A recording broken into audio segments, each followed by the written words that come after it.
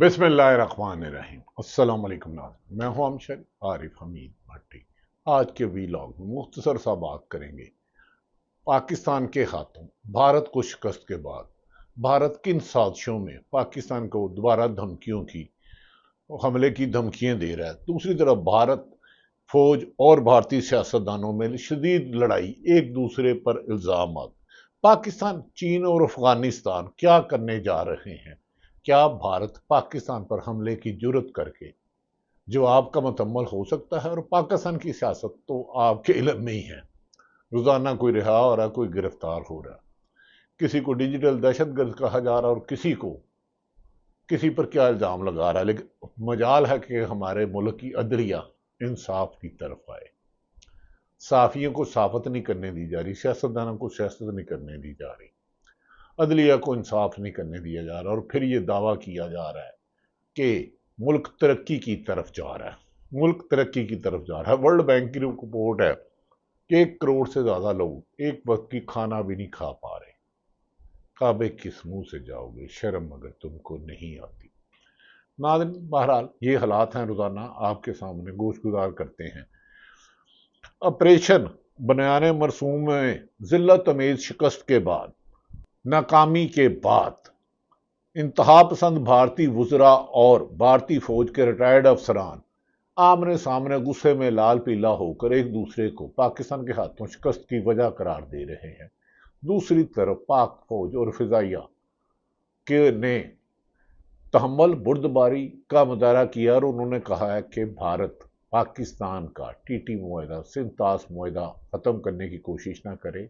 अगर दोबारा हमला किया तो उसी तरह से जवाब दिया जाएगा। गुज़श्ता रोज पाकिस्तान और भारत के डीजीएमओस के मुज़ाकरत होने से ताहाल उसकी अभी कोई खबर नहीं आ सकी। इंतहा पसंद भारतीय वुज़रा और फौजी एक दूसरे के खिलाफ हरदासराई कर रहे हैं, जबकि कर्नल सोफिया कुरैशी, जिनको सिर्फ मुसलमान होने की वजह से तनकीद का निशाना बनाया जा रहा है, जबकि शिकस्त का असल जिम्मेदार तो नरेंद्र मोदी है। उनकी बुज़दिल फौज है जो पाकिस्तान के शहीनों का मुकाबला नहीं कर सकी। पाकिस्तान ने जब उनका एयर डिफेंस सिस्टम तबाह किया, उनकी अहम तनसीबात को निशाना बनाया, तो उनके हवास बाख्ता हो गए और खुद अपने आप के साथ ही दस्तों गिरेबान हो रहे हैं। नाज़रीन, एक दूसरे को निशाना बना। अब इनकी हमायत में मेजर जनरल रिटायर्ड शरिया पोस्तो, इनका जी हिंदुओं का नाम है, बहरहाल नाम का तो मजाक नहीं उड़ाना, शरिया पोस्तो समेत दीगर साबक फौजी अफसरान भी मैदान में आ गए हैं और ऊत भारतीय वुज़रा को अड़े हाथों ले रहे हैं और इस पर इल्जाम लगा रहे हैं कि नरेंद्र मोदी ने फ्रांस से जंगी तैयारों की खरीदारी पर अरबों रुपए की खुर्द बुर्द की है। कमाल है, शिकस्त तुमने खाई, हमला तुमने किया, मकबूजा कश्मीर में मजालिम तुमने ढाए और आज अपने आप ही दस्तों गिरेबान हो रहे हो जो पाकिस्तान को सबक सिखाने आए थे, पाकिस्तान का कायदा ही ना खोल सके। नाज़रीन, रिटायर्ड फौजी अफसरान सवाल कर रहे हैं कि भारतीय फौज की तौहीन करने वाले वजीरों को मोदी बरतरफ क्यों नहीं कर रहा। मेजर जनरल रिटायर्ड श्रीवास्तव ने कहा है कि उत्तर मध्य प्रदेश के वजीर वजय शाह और नायब वजीर आला जगदेश फौज पर कीचड़ उछाल रहे हैं। भाई, आपकी नाकामियों की निशानदेही कर रहे हैं, आपकी बुज़दिली की निशानदेही कर रहे हैं। इसमें अब सीखवा क्यों हो रहा? मोदी खामोश तमाशाई बना है हुआ है। फौज भारत माना के सामने झुकती है, मोदी जैसे सियासतदानों के कदमों में नहीं। मोदी जैसे सियासतदानों के कदमों में नहीं। मेजर जनरल रिटायर्ड श्रीवास्तव ने कहा है कि मोदी के कदमों में फौज को झुकाने का बयान शर्मनाक और नाकाबिल कबूल है, क्योंकि फौज अब पाकिस्तान के साथ तो भारतीय जंग के काबिल नहीं रही, ना पाकिस्तान का फिजाइया का मुकाबला कर सकती है, अब आपस में ही दस्तों गिरेबान हैं। साबक वजीर भारतीय वजीर ने कहा है कि मध्य प्रदेश के वुज़रा फौज की कुर्बानियों का मजाक उड़ा रहे हैं। रिटायर्ड अफसरान का कहना था कि फौजी कर्नल सूफिया कुरैशी जैसे अफसरान कौम का फहर हैं और मोदी हुकूमत इन पर हमलावर हो रही है। जो फौज की तजलील कर रहे हैं वजीर नहीं बल्कि मोदी के तर्जमान हैं। नाज़रीन, ये बात अब नरेंद्र मोदी को या उनकी फौज को उनकी भारतीय جو میڈیا انتہا پسند ہے، انہیں یہ اب قبول ہی نہیں ہو رہی کہ پاکستان کے ہاتھوں جو ان کی شکست ہوئی ہے اسے تسلیم کریں اور آگے کوئی بہتری کا راستہ نکالیں۔ لیکن بہرحال دوسری طرف نریندر مودی کی حکومت کی خاموشی ثابت کرتی ہے کہ وہ فوج کی توہین میں شریک ہے اور فوجی حملے ہو رہے ہیں اور مودی سرکار تماشائی بنی سب کچھ دیکھ رہی ہے۔ فوجی ادارے مودی کی غلامی کے لیے نہیں ہیں، قوم کے تحفظ کے لیے ہیں۔ یہ بہرحال ان کی اندرونی جنگ ہے۔ مودی کی ضد اور غرور نے بھارت کی سفارتی و عسکری محاذ پر تنہا کر دیا ہے۔ دنیا بھارت پر انگلیاں اٹھا رہا ہے۔ پاکستانی فوج نے پیشہ ورانہ مہارت سے بھارت اور بھارتی فوج کے جنگی غرور کو خاک میں ملا دیا، جو اب بھارت کو ہضم نہیں ہو رہا۔ دوسری جانب ناظرین آپ کو بتاتے چلیں کہ آج 20 مئی کو چین کے دارالحکومت بیجنگ میں پاکستان اور افغانستان اور چین کے درمیان مذاکرات ہوئے ہیں۔ اس سے قبل پاک بھارت کشیدگی کے دوران ان تینوں ممالک کے درمیان 11 مئی کو مذاکرات ہوئے تھے، جس میں افغانستان کو چین کے اقتصادی راہداری کے منصوبے بیلٹ اینڈ روڈ کا حصہ بنانے کی بات کی گئی تھی۔ اب اس میں مزید پیش رفت ہوئی ہے اور ایسا لگتا ہے کہ بھارت جو پہلے اب اس کے ساتھ صرف دنیا میں ایک اسرائیل رہ گیا ہے۔ میڈیا رپورٹس کے مطابق افغانستان نے اسلام آباد اور بیجنگ کو یقین دہانی کروائی ہے کہ پاکستان کے ساتھ متصل اپنی سرحد کو محفوظ بنائے گا اور افغانستان میں بھارت کے اثر و رسوخ کو محدود کیا جائے گا، اور اس کی یقین دہانی کرائی گئی ہے۔ یقیناً یہ بھارت کو ایک سفارتی محاذ پر ایک بہت بڑی شکست ہے۔ ان مذاکرات کی اہمیت اس وجہ سے بھی اب بڑھ گئی ہے کیونکہ ایک بھارتی سینئر تجزیہ نگار ثانی نے حال ہی میں کہا تھا کہ پاکستان بھارت کے درمیان موجودہ فوجی کشیدگی کے دوران دو ممالک نے بھارت کے ساتھ دیا ہے، جن میں اسرائیل اور دوسرا افغانستان ہے۔ ان شکوک کو اس بنا پر بھی تقویت ملتی ہے کہ 16 مئی کو بھارتی وزیر خارجہ شنکر اور افغان قائم مقام وزیر خارجہ امیر خان متقی کے درمیان ٹیلی فونک رابطہ بھی ہوا تھا، جسے تصدیق کی جا رہی ہے۔ ایسی خبریں پھیلائی گئی جیسے بھارت افغانستان کے ساتھ مل کر پاکستان کے خلاف کوئی بڑی سازش کر رہا ہے، جس کو پاکستان نے بہتر طریقے سے ہینڈل کر لیا ہے۔ لیکن بیجنگ میں آج ہونے والی میٹنگ میں کچھ ایسا ہی ہوا کہ بھارت کو بنیادی ہلا کر رکھ دی ہیں، اور بھارت اب شاید پاکستان پر حملے کی ناکام کوشش نہیں کرے گا تو یقیناً شکست اس کا مقدر ہوگی۔ پاکستان، چین اور افغانستان مل کر ایسا کرنے جا رہا کہ مودی سرکار کے لیے کسی ڈرونے خواب سے کم نہیں ہوگا۔ دوسری طرف ناظرین، پاکستان کی عدالتوں میں لگے عمران خان کے کیس کو، چاہے وہ توشہ خانہ 2 ہو، 9 مئی کے مقدمات ہوں، القادر ہو، عدالتوں میں تاخیر کی جا رہی ہے۔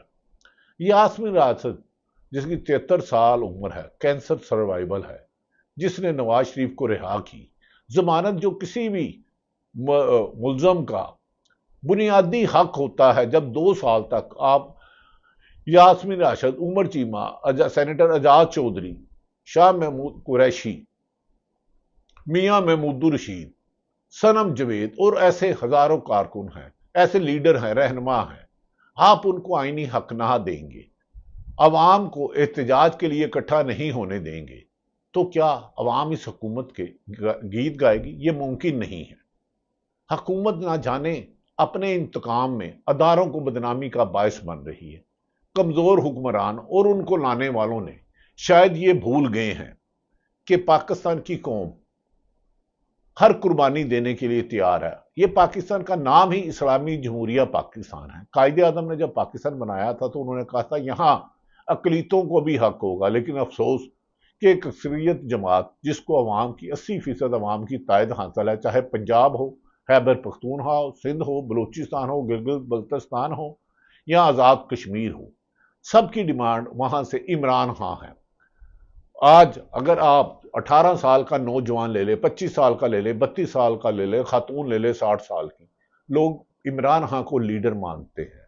لوگ اب خود موجودہ حکمران رانا ثناء اللہ یا دیگر ہو، انہوں نے کہا کہ ہماری توقع سے زیادہ عمران خان نے بہادری سے جیل کاٹی ہے، اور اس جیل کاٹنے پر وہ اپنے پارٹی کے لوگوں کو کہہ رہے ہیں کہ آپ فکر نہ کریں، آپ کا لیڈر عمران خان ہے، یہ ڈیل نہیں کرے گا۔ میں عدالتوں سے رہا ہو کر آؤں گا۔ یہ بھی کہا جا رہا ہے کہ اگر آئینی ماہرین اس بات پر متفق ہیں کہ اگر آج ہی عدالتوں کو آزاد کر دیا جائے، ان پر دباؤ نہ ڈالا جائے، 26ویں ترمیم کے بینیفیشری ججوں کو گھر بھیج دیا جائے، تو پاکستان میں طریقہ انصاف کے لوگ ایک ہفتے کے اندر اندر اپنے گھروں میں اور یہ عید بھی منا سکتے ہیں۔ لیکن حکومت کی طرف سے ڈالا گیا پریشر انصاف کے راستے میں رکاوٹ ہے۔ کیا موجودہ عدالتیں اس سلسلے میں کوئی کردار ادا کریں گی؟ یہ ایک افسوسناک امر ہے۔ ناظرین، دوسری طرف یہ بھی کہا جا رہا ہے کہ پاکستان کے نوجوانوں نے جس طرح بھارت کا مقابلہ کیا تھا، اسی طرح طریقہ انصاف کے نوجوانوں نے، پچھلے خواتین نے، بزرگوں نے، بچوں نے، ہر شخص نے حکومت کی فسادیت کا، جبر کا مقابلہ کیا۔ اس میں گرفتاریوں سے لے کے جبری لاپتہ، کاروبار کی تباہی، نقصان اور جسمانی اذیت شامل ہے۔ اسی سلسلے میں سلمان اکرم راجہ نے عمران خان کا پیغام دیا کہ ہماری مزاحمت تاریخ میں یاد رکھی جائے گی۔ ہم آج عدالت میں موجود ہیں، ہم سب آئینی عمل کا حصہ ہیں۔ اس آئینی عمل کا نتیجہ کچھ بھی ہو، لیکن آئین اور قانون کی پاسداری کے لیے مزاحمت جاری رہے گی۔ اور عمران خان نے جیل میں پیغام دیا ہے کہ آپ تحریک کی تیاری کریں۔ عید کے بعد ان حکمرانوں کو جیسے ہی پاکستان میں جنگ کے بارڈر سجیں گے تو پاکستان کے چاروں صوبوں گلگت بلتستانیہ اور آزاد کشمیر میں طریقہ انصاف موومنٹ چلانے کا ارادہ رکھ رہی ہے۔ اور جس سلسلے میں ان کے اپنے جو میر جعفر ہیں، عمران خان نے کہا یہ مجھے سب پر نظر ہے، ان میں سے کسی کو بھی سپیئر نہیں کیا جائے گا۔ انہوں نے کہا پاکستان میں جدوجہد کرنے والوں کو عوام قدر کی نگاہ سے دیکھتی ہے، اور اب طریقہ انصاف صرف اس کو ٹکٹ دے گی جس نے موجودہ حکومت کا موجودہ بحران میں ڈٹ کر مقابلہ کیا۔ ناظرین، دوسری طرف یہ بھی کہا جا رہا ہے کہ سوشل میڈیا پر جن صحافیوں پر قدغن لگائی گئی تھی، افسوس کہ اس پر ابھی تک نرمی نہیں کی جا رہی۔ توقع کی جا رہی تھی کہ شاید اپنی پالیسیوں پر ری وزٹ کیا جائے اور آزادی اظہار رائے پر جو قدغن لگی ہے اسے کم کیا جائے، لیکن حکومت اپنی کرپشن، برائیاں اور ناکامیاں چھپانے کے لیے اسی طرح کا رہی ہے۔ سینئر صحافی اور تجزیہ نگار عدنان عادل کہتے ہیں ورلڈ بینک کے مطابق پاکستان میں 1 کروڑ لوگ اتنے زیادہ غریب ہیں کہ ایک وقت کا کھانا بھی نہیں کھا سکتے، لیکن ہماری حکومت لاہور سے اسلام آباد تک بلٹ ٹرین بنانے کا منصوبہ بنا رہی ہے، جبکہ ان شہریوں کے درمیان ایک ایکسپریس ہائی وے، ایک موٹر وے اور ایک سادہ ریل ٹریل پہلے سے موجود ہے۔ ناظرین، نہایت ادب احترام سے وزیر اعلیٰ پنجاب صاحبہ نے کہا کہ کرپشن کم ہے۔ نہیں محترمہ، آپ کو غلط گائیڈ کیا گیا، میں آپ کی نیت پر شک نہیں کرتا۔ پاکستان میں بدترین کرپشن کی جا رہی ہے۔ ٹھیکیدار نظام میں کم سے کم 80% کرپشن، 60 سے 80% کرپشن ہو رہی ہے۔ کرپشن لیگل ہو گئی ہے، اس کو کوئی برا نہیں کہتا۔ اس کے خلاف اگر آپ کرپشن کے خلاف کارروائی کریں اور اس کے مثبت نتائج نکلیں تو بہتر ہوگا۔ لہذا آپ کو رپورٹ دینے والے آپ کے ویل وشر نہیں، آپ کو حالات کے مطابق گمراہی کی طرف لے جا رہے ہیں۔ ایک رپورٹ تو کریں۔ پاکستان میں ڈومیسائل سے لے کے پٹواری سے لے کے ہائی وے، PWD، LDA، واسا، پولیس، بلدیات، صحت، ایجوکیشن میں کرپشن کی منڈیاں لگی ہوئی ہیں۔ اس کرپشن کو روکا جا سکتا ہے صرف دیانتدار کمپیٹنٹ افسران کی تعیناتی کے لیے، لیکن جب آپ ان کو یہ ذمہ داری دیں گے کہ سیاسی مخالفین کو کچلنا ہے تو پھر وہ مال بھی بنائیں گے۔ یہ وہ حالات ہیں جسے آپ کو آگاہ کرنا تھا۔ پاکستان ہر حال میں سرخرو ہوگا، پاکستان میں جمہوریت بھی آئے گی، عدلیہ بھی آزاد ہوگی، شرط یہ کہ عوام جدوجہد جاری رکھے، لیکن پرامن۔ پاکستان زندہ باد۔